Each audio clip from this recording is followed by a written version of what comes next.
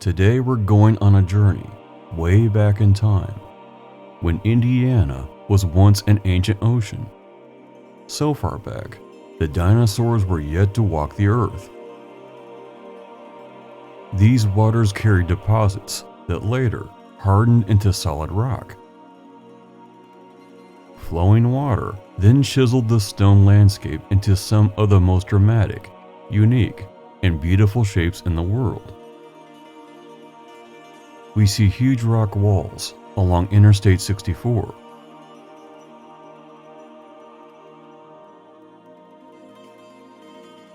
And other places across southern Indiana.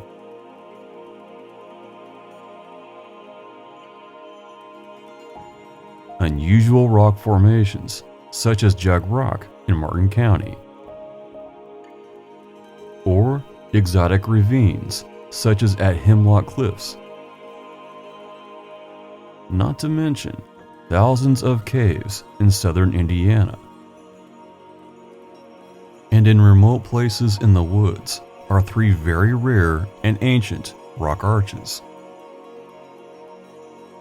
Some of these are very difficult to visit as the terrain is dangerously rugged and steep, and are located on private property.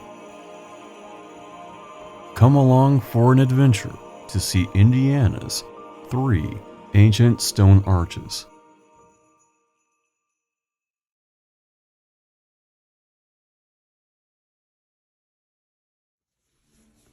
When I first moved to southern Indiana, I took a walk around the neighborhood. Where they were digging the foundation for a house, they hit a bed of limestone. Seashells in Indiana. That's like 1,100 miles from the beach at Miami, Florida.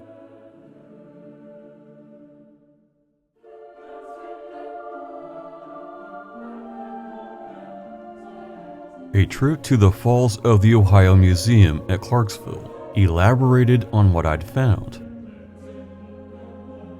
Before the dinosaurs was the Devonian period, the age of the fish. Coral and other exotic sea life were very common to southern Indiana. And when they died, they accumulated on the ocean floor, eventually turning into a fossil rock bed. In fact, just outside the museum is the largest exposed Devonian fossil bed in the world. From these fossil clues, early Indiana geologists pieced together a story. They found otherworldly plants and animals turned into rock. Many of these fossils had never been seen before.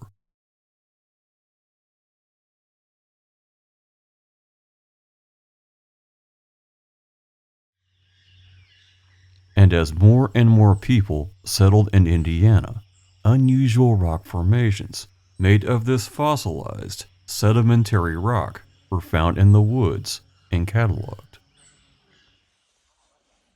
Located northwest of Indianapolis is the Portland Arch.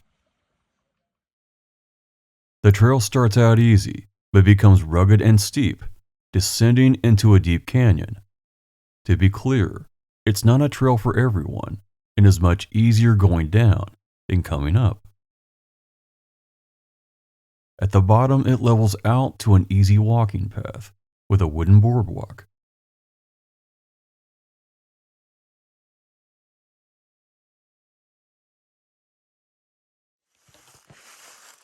Over countless ages, water cut a hole through the center of this sedimentary rock. If you're very tall, you might have to duck.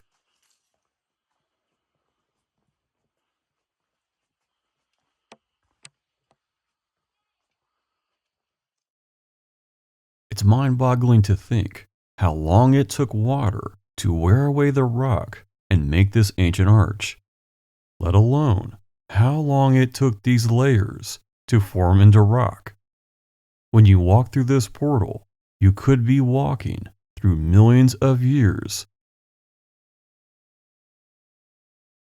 Allow time to hike out of the ravine before dark. There are lots of trip hazards. Heading to deep southern Indiana near Tazewell is the Ravine or Tazewell Arch. The trailhead is just across the road from the parking area. And if you keep a steady pace, you'll find the arch in about 15 minutes. Bear in mind, there are at least 3 small streams to navigate.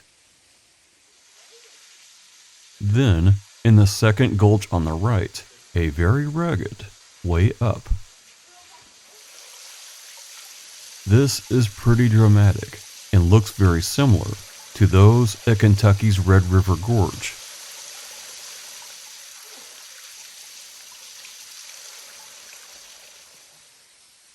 Scattered among the cliffs are many caves, making this feel primordial.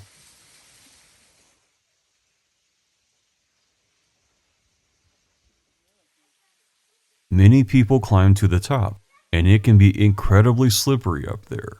Do be careful. The Arrowhead Arch is located outside of the Hemlock Cliffs area and on private property. I won't tell you how to find it. If you know, you know. It's a few miles into the woods and back, and is downright treacherous to get to after you leave the trail. There might be a much easier way to get to it, but I sure didn't find it. I had to climb down a rock face. The Arrowhead Arch is very well hidden. In fact, if you don't know the place to descend, you will literally walk right over the top of it and keep on going. I've heard of people getting lost for hours and unable to find it. But having found it for myself, after many years of hearing about it, this is my favorite arch. It's a special place of solitude, and the place feels like a sanctuary. It was a known place for Native Americans, perhaps being used for centuries.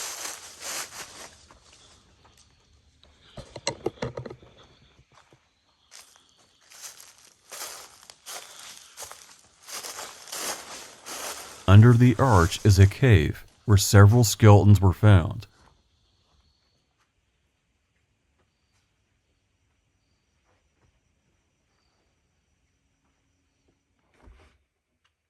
These were taken to Indiana University for analysis and identified as Native American.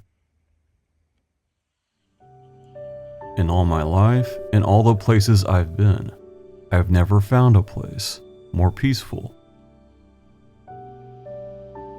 This is my favorite place in Indiana, due to its serene beauty and because it didn't come easy.